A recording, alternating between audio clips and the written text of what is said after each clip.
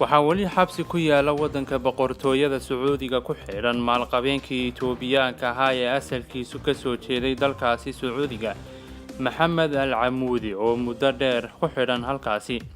ninkan tujaarka oo aad isugu dhawaayeen kooxdii qowleysatada ahayd ee TPLF-ta talada waddanka Itoobiyana laga tuqaantuqiyay ayaa ka mid ahaa shakhsiyaadkii aadka looga necab yahay waddanka Itoobiya.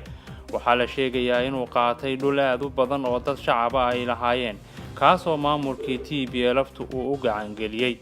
maalqabeenkan ayaa lagu xidhay waddanka Sacuudiga kadib markii amiir sugaha waddankaasi uu tujaaro badan oo Al-Camuudi ku jiro xabsiga dhigay isagoo ku eedeeyay inay duminayaan boqortooyada Sacuudiga.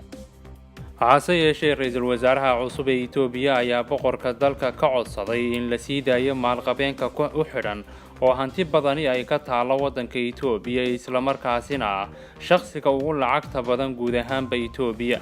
inkastoo codsiga Abiy Ahmed la aqbalay haddana ma jirto wax tallaabo ah oo laga qaaday sii deynta maalqabeenka u xidhan ninka leh dhaxal sugaha boqortooyada waddanka Sacuudiga Maxamed bin Salmaan.